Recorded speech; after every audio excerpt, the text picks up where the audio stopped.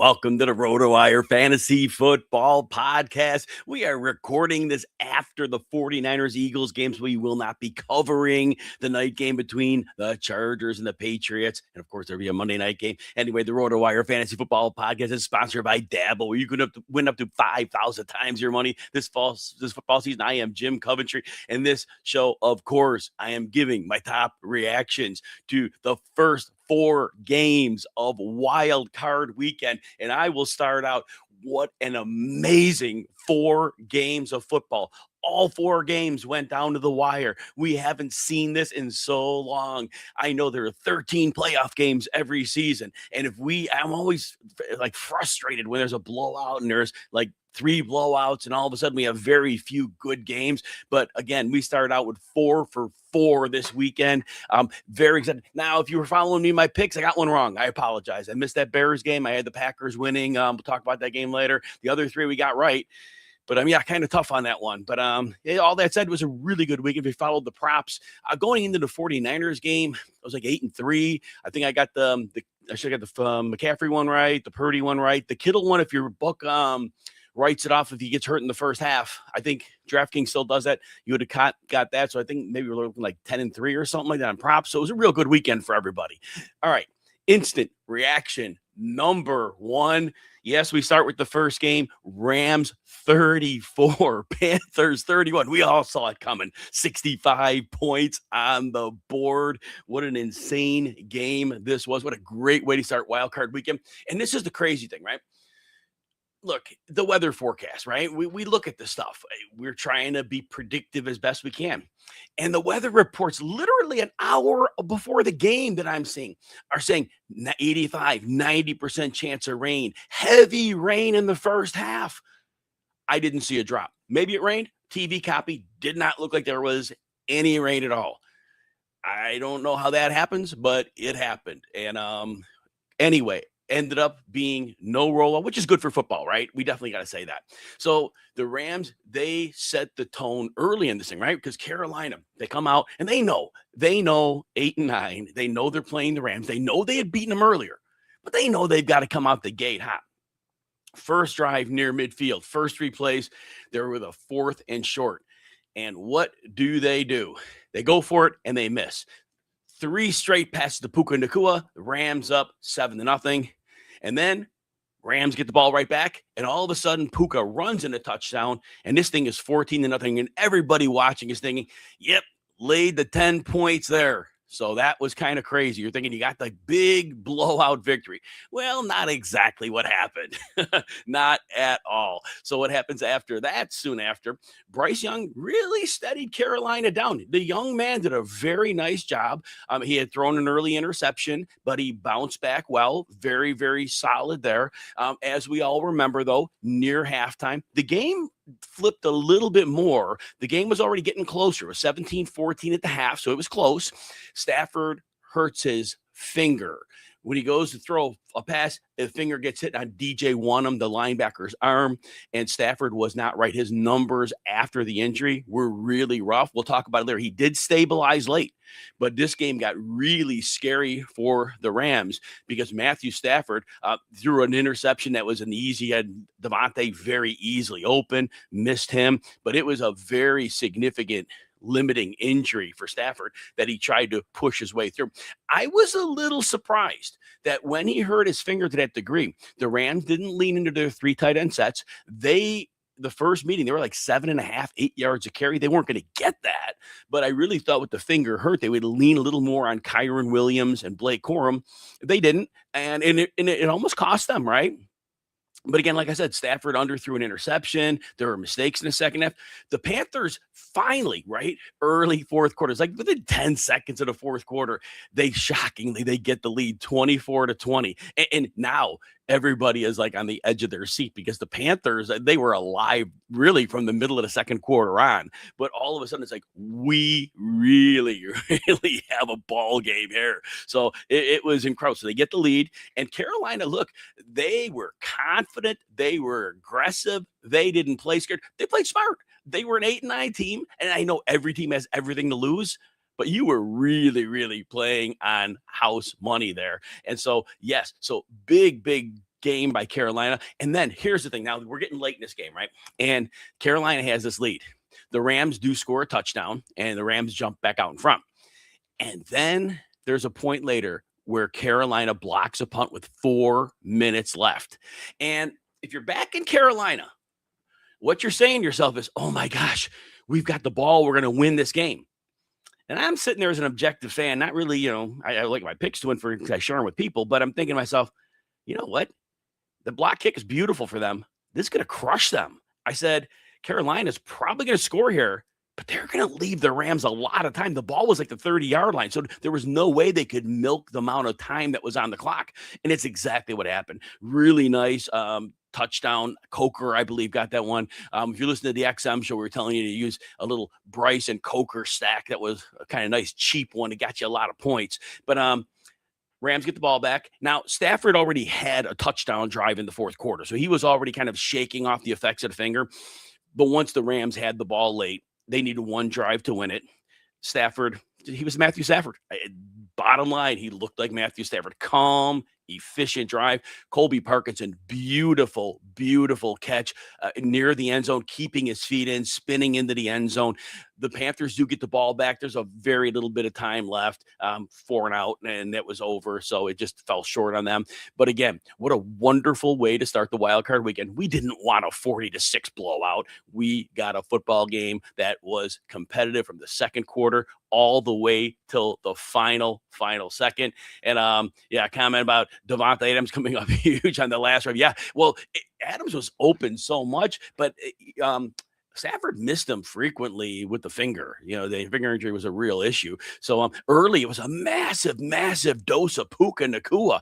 And then all of a sudden, it kind of stabilized well. And again, with the injury to Stafford. But the Rams did what teams that are looking to compete for a title do. You find a way to win that tough game. But again, I want to cap this one off by giving a huge hats off to the Panthers. They played a game. They did exactly what they needed to do to give the Rams every run for their money. And again, they had a chance to win that game. They just needed one little break to go the way at the end. Didn't happen, but what a way to end the season for them. And the Rams will move on. And now as I'm trying to look at the seeding, which I didn't think through because this game literally just ended, 49ers are the 6th seed. The Rams are the 5 seed. So the 49ers will play Seattle with no George Kittle with an Achilles injury. Ouch. And then we will see the Rams travel to the Cardiac Bears, who are coming up in a minute. Hey, Dabble isn't just another DFS app. It's the ultimate social platform where you can connect with other fantasy sports lovers. Dabble lets you win big. You can win up to 5,000 times your money this football season. Now, starting with Dabble's easy, new users get $25 free when signing up. No deposit necessary. Check out the link in the episode description below to check out and download Dabble now. That moves us to instant reaction number 2. And yes, the Chicago Bears, the Cardiac Kids, 31, the Packers 27. Those who follow me, I love all 32 teams equally. I live in the Chicagoland area. So the Bears, it wasn't a big deal for me as they were like any other team. I had predicted the Packers to win. Don't mind being wrong. It was the one I got wrong this weekend, but I had a house full of Chicago relatives who were by to watch the game. So I did put that Bears hat on a little bit. I wanted to make sure that nobody felt uncomfortable. So I had to play the act of being a Bears fan. Ended up working out just fine. Anyway, what a tale of two halves that game was, and I apologize for that. Tale of two halves. It was the Packers dominating early. The Packers jump out 21-3. Explosive, efficient offense. It was a thing of beauty. And so as we talk that through, it was a balanced attack. We saw Jordan Love throw 3 touchdown passes. In the first half, Josh Jacobs was getting it done. He was around that 4-yard per carry mark. They were getting wide receivers, Jaden Reed, others involved in the running game. They all were getting, very solid, good double chunk yard runs, like 10 yards, 12 yards, a couple of those. Jordan Love ran a little bit, and the Packers just looked like a well-oiled machine against the Chicago defense that we thought They're not great against the run. They don't have much of a pass rush. They're not really good against the pass. And so this is kind of what we thought Green Bay could do. And with the Bears not getting pressure, it was just a cakewalk. Now, Caleb Williams had thrown a first half interception, and that really sabotaged an early drive. But the Chicago offense it looked like it was not quite ready for prime time in the first half of that game.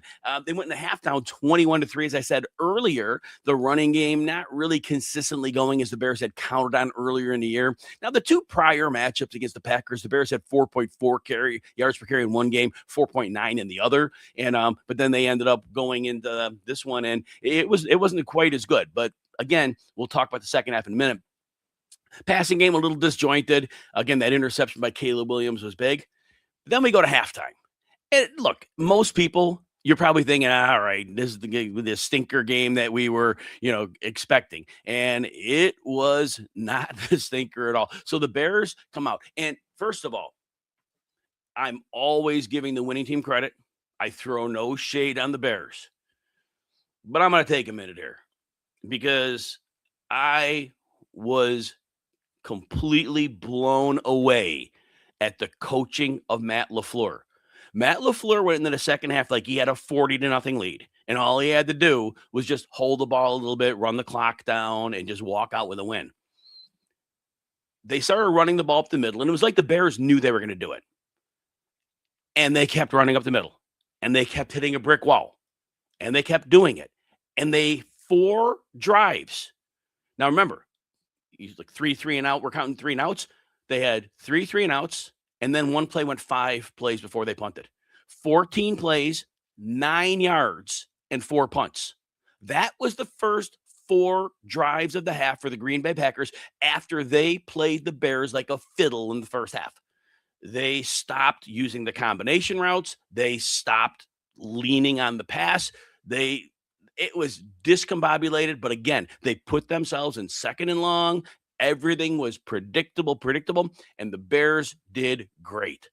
Weren't giving up an inch in that run game, like I said. And then when the things got a little tight for Jordan Love, he's running a little problem. The Bears started to get a little more pressure, and the Bears started to chip away. But the Bears were not cashing in touchdowns. As they're getting early in the fourth quarter, they kept driving the ball, 2 field goals. So they're 21-9, and we're into the fourth quarter now. And as we're into this fourth quarter, all of a sudden now, Caleb Williams starts converting these field goal drives. They start becoming more. Colston Loveland was erupting. Huge game for Colston Loveland, the focal point. DJ Moore, including a wide open touchdown late in the game. He got going a little bit, but it really was the Colston Loveland show. That was the big one. And Caleb Williams making plays, as we've seen he can do in his young career. When he gets going, he really is one of those dudes that can make it happen. So the Bears, those 3 straight touchdown drives, 66 to 76 yards. They were all long, sustained drives. It was great. And the Packers. And it looks like the Packers are starting to lose control of this game. And the Bears finally are cutting this thing close. And I think they got to like 5 points. And then all of a sudden, the Packers come down and they get a drive. And they get a Matthew Golden touchdown. And it looks like this thing's over. The thing's probably 10, 12 minutes left in the game. Packers are up roughly 12 points. Nope. The Bears kept charging. Now, we'll point out Brandon McManus. All right. Right before the half, missed a 52-yard field goal. It's not a gimme, but very makeable. Misses an extra point. Misses another field goal. The kicker left 7 points on the field. Packers, penalties. Penalties kept hurting them on offense as well, in addition to the poor play calling. But the Bears, as I said, they get that DJ Moore touchdown. And here's the thing. Green Bay, they wasted timeouts in the middle of the fourth quarter. There was a point where I'm saying to myself, the Bears are moving the ball at will. You are going to need those timeouts because you're going to get in a point where it's going to matter. And that's exactly what happened. The Bears got the lead. Packers had about 1:43 on the clock. They had 1 timeout. They ended up having an injured player. They had a run off of 10 seconds. They moved the ball. They had about 30 yards, but they were out of time. They had no time. The Bears pull off the excellent victory when nobody at 21-3 saw it coming. Again, phenomenal effort by the Bears. Ben Johnson, great coaching job. Caleb Williams coming up when it matters. Colston Loveland, an emerging star. DJ Moore, don't know why they haven't used him consistently all year, but they needed him, and he came through when it mattered, and it was a thing of beauty. Hey, we're going to go over 2 more reactions after we take a short break. All right, everybody. Instant reaction number 3. This Sunday afternoon, the early game, the Bills 27, the Jaguars 24. And I tell you what, I was nervous before this one because I'm telling everybody the Bills are winning this game. Very, very simple. And those, again, if you listen to me, I am in the deep analysis of every game. Any micro edge or any coaching philosophy that I think I could build into a game, I'm building it in. And the Jaguars were a great team second half of the season. The Bills are not a great team. They have a bad defense. They have no outside receivers, Brandon Cooks, who are going to beat you. And my analysis was the laziest analysis I'll do, but I knew it was the right thing to do. I simply told people, all right, about 20 years running in the AFC, who wins the big games? Used to be Tom Brady, Patrick Mahomes, a little Joe Burrow sprinkled in there. Anybody else, they lose those games. And I said, this AFC playoff field, if you've got one of those dudes at quarterback, and Josh Allen is one of those dudes, he just got beat by better dudes or a better dude on a better day. Josh Allen was not losing to Trevor Lawrence. Anything can happen in an NFL game. Anything can happen. Josh Allen was not losing that game to Trevor Lawrence. And honestly, as weak of analysis that was for, and again, I apologize for weak analysis, but I knew that would happen. So it comes down to this. Trevor Lawrence throws an early pick. Trevor Lawrence, with last minute of the game, chance to try to drive the field, do something crazy, throws a pick. What does Josh Allen do? Drives the ball down the field, gets him the winning points. Now, we'll move back to some of the minutia of how we got there, but I will point this out. I did not understand at the end of the game. And if the Bills lost this game and I was running that ownership or GM, I would have fired McDermott. There was about 1.5 minutes left in the game. Jackson was out of timeouts. The Bills had the ball inside the 1-yard line. In my mind, if you've got, I'm going to say 3 plays. I know it's 4 at the time. If you got 4 plays to sneak in Josh Allen, he's getting in on 1. He is 100% getting in if you give him 3 quarterback sneaks to get a foot. So on that first play, when they scored the touchdown, Josh Allen should have very simply dove to the ground a foot short of the goal line where he was at. Then that would have run the clock down to 20 seconds. The Bills had 3 timeouts. So they could have taken 3 timeouts, and each time they could have ran a sneak until they scored. But then that would have left the Jaguars less than 20 seconds. The Jaguars had about a minute. And again, they didn't capitalize. But that was a critical playoff mistake. If the Bills made that mistake against anybody on the other side that wasn't going to make the Trevor Lawrence type mistake, that would have cost them. All right, we go back to the game now. So like I said, it really was the elite quarterback winning the game. And it was a feeling out process. It was a lower scoring game. And I didn't give you the final score. I think I did. Bills 27, Jaguars 24. I told people to bet the Bills. The Bills were like 26.5 for their over. I said, I like the Bills over 26.5 more than I like over 51.5. It's a good thing I told you that, because over in the game didn't cash, but the Bills cashed their over by 0.5 point. So that worked out pretty well there. But that said, the Jaguars, and I had people flame me on social media for this because people were telling me, well, it's the worst run defense in the league against the Jacksonville run offense, and it's going to be a train wreck for them. And I said, no, it's not going to be. And you look at the numbers, you might think it wasn't. And I said this, and this is what happened. The Jaguars have not, since early in the season, had a sustaining rushing attack. One that's going to get 6, 4, move the chains, 6, 4, move the chains. They get a couple big runs here and there, and those are nice to have. But they are not a team that's moving the chains right and left, up and down the field. And that's what you saw here. Of all the yardage they got, Bashal Tutin had 1 drive with 3 of his 4 carries. They got him 50 yards. It was great. And it set him up for field position, but that's the running game. But the rest of the time, Yeah, Travis Etienne had a couple really nice runs, but we knew he would get those. It was the 1-yard gains, the 2-yard gains, the no gains. It was so many of those that we knew, even if the Bills aren't a great run defense, the Jaguars just don't have that level of run game. And it didn't help being off their left tackle, Cole Van Lanen, in that game. Certainly didn't help. But again, it was just styles make fights. I know the Bills can't stop the run, but Jacksonville's not the team that's going to take advantage of that down after down after down. So there was that. And then, and I'm going to stick with the Jags, man. Parker Washington has another game. It's like 4 straight games with 9+ targets for him. And here's what I have to say.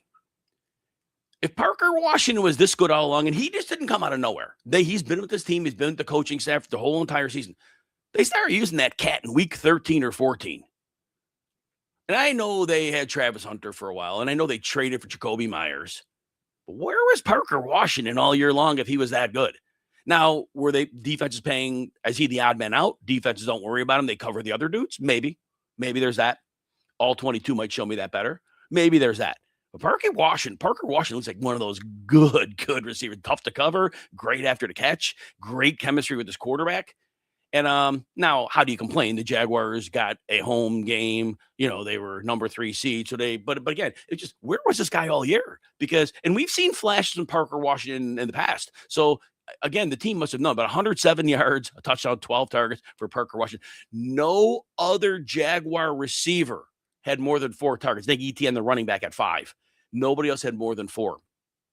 That was insane. Trevor Lawrence, the stat sheet looks nice, 3 touchdowns, but again, 2 interceptions. And like I said, Trevor Lawrence was always going to make the critical error. It was always going to happen. He had a great hot streak, played a lot of easy defenses in there, but Trevor Lawrence was going to be confused. And as much as I threw shade on Sean McDermott for blowing the time management at the end of the game, I knew they would drop players into predictable spots. I knew Trevor Lawrence, he'd get confused at times, and there was just enough of that Trevor Lawrence was going to become Trevor Lawrence. And I'm sorry if you love Trevor Lawrence. And I think he did improve in the second. It was obviously he improved. He had a great second half. But at the end of the day, he has about 5 years of history showing those mistakes are going to be there. The Bills, I missed one part of the game plan. I knew Shakir would be big involved, and I knew Kincaid, but Kincaid got the touchdown. It was Shakir getting a dozen targets. It was a combination of those two where I thought they had the advantage. Now, Kincaid doesn't play a lot of snaps these days. He often plays about 30% of them, right? So we have that going on. But at the end of the day, that worked. The run game. I did see some snaps where the Bills put their 6 linemen, and I called that, but I thought what they would try to do, I thought they would try to break Cook to the outside, because Cook is often at his best when he gets there. They ran a few plays out there, but for my mind, it was a few too many inside runs, and he never really got going. And I heard the TV copy, number 1 run defense gets number 1, run offense. The defense always wins, and I get it. I totally get it. But I just thought it was unimaginative, and I thought they should have tried to get Cook the outside. But they won the game, so who argues? But Cook gets 3 yards to carry. Great job by the Jacksonville defense. Like I said, it was Shakir, but ultimately, it's Josh Allen. When a play needed to be made, and he took a beating in this game, he went to the tent with a head injury, a knee injury, a finger injury. Josh Allen, he's as tough as they come. And his playoff experience, it really showed her. Now, if you're into the Marvel stuff, I remember Loki had said something to Thanos about experience. And Thanos like, well, I don't consider failure experience. And Loki goes, I consider experience. Well, I think that was Josh Allen. He had experience. And that experience really helped in a team that, he was able to out-quarterback. And I think that was a big deal. So now, again, Jaguars, valiant effort. The Bills advance. We won't know the AFC playoff picture in its entirety. Got 2 games still going on there. So we'll see how that all shakes out. But we will see. But the Bills, they hope to get Terrell Bernard back next week. That would help defensively. We will see what they do. But again, they got the quarterback. So depending on their matchup, we will see, but I do have the Bills getting through the field. All right, we have instant reaction number 4, and those who are listening live, we want to get this done before the night game because you are not missing that night game. I know better than that.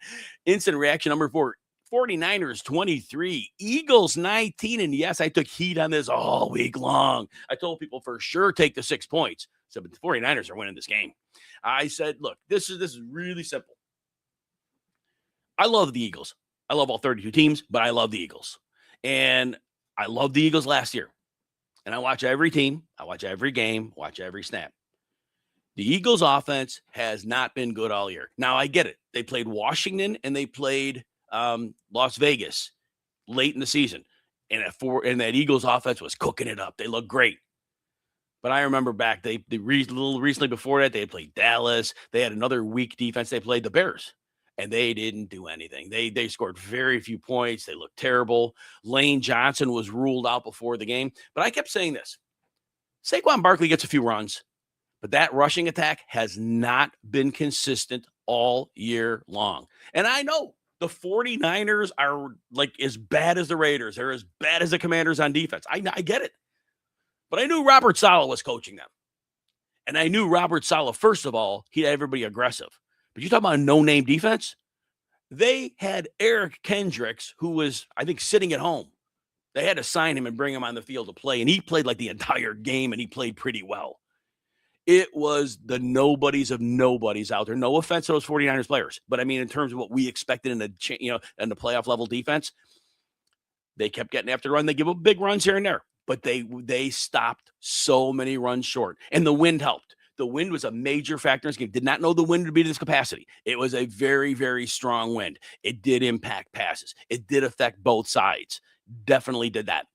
And so let's stick with the Eagles. I just saw Ari Meroff said that A.J. Brown refused to spoke to the media after the game today, which I guess we saw tension with A.J. Brown and the coach earlier. And then A.J. Brown, after the first quarter, he didn't have a catch. He got a target late in the game, which would have moved the chains on an important drive, dropped it. So that was huge. So A.J. Brown, a bit bitter here. Let's just stick with the Eagles. So again, Barkley, the numbers look decent. It was a few long runs. It was a good catch and run. Consistency did not move the chain successfully. They had to punt too often. It was a real problem.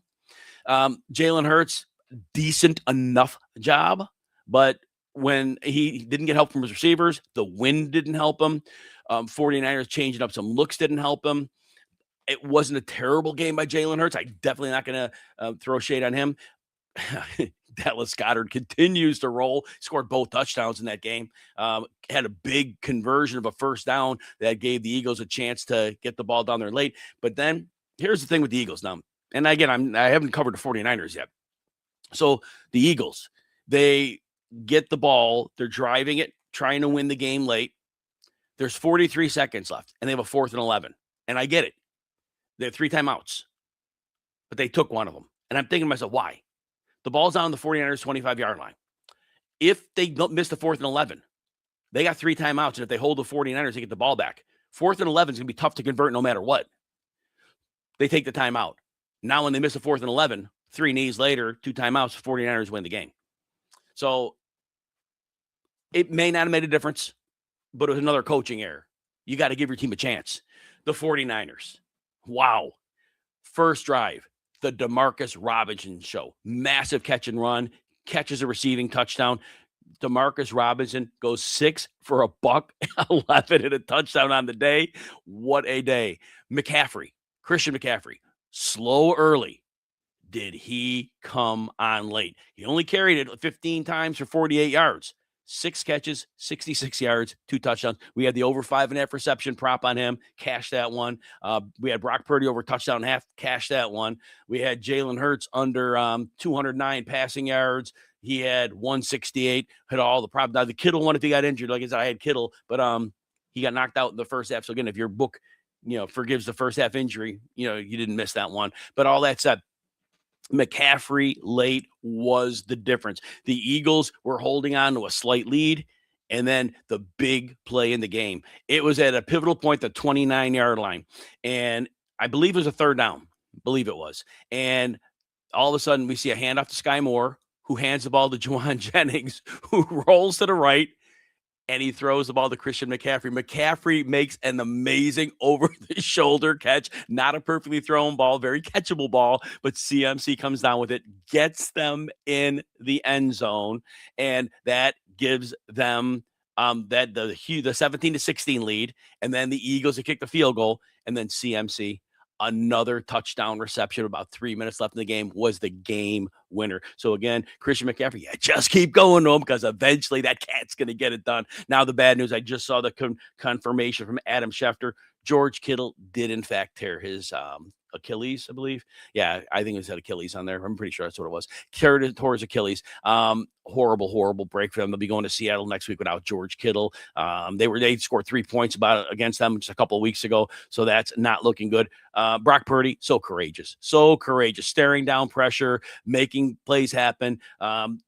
Running and getting the hard yards, moving the chains. Couple big mistakes in this game. Purdy, this one I didn't understand. There were passes both to Sky Moore and to Jake Tonjes with Quinyon Mitchell on them. First of all, why are you throwing the ball at Quinyon Mitchell? And B, why are you throwing the ball at Quinyon Mitchell with Sky Moore and Jake Tonjes? Because they both were interceptions. So that was something that, and I know in the heat of the game, the speed of the game, I get all that. You can't throw it at Quinyon Mitchell with those receivers. And they paid, and they almost cost them, but the 49ers came through. Again, huge credit to Robert Saleh with, we'll call it the no-name defense. That was a Miami defense in the 1970s. They won a Super Bowl. They called it the no-name defense. They were far from no names, but it was an amazing coaching effort. All that said, give the 49ers a ton of credit for the 23-19 win. Beautiful game. The Eagles, very disappointing season. They got to figure out that offensive line. They got some things to figure out. Their defense is great, but I told you that defense had holes. And I told you, I called 49ers with 29 points. I missed that the wind. It was the wind and Kittle's injury. They would have hit that for me. Well, we'll take 23. We'll take it all day long. We want to thank our sponsor, Dabble. We can win up to 5,000 times your money this football season. Thanks to everyone for listening. Come back next week for another edition of the RotoWire Fantasy Football Podcast.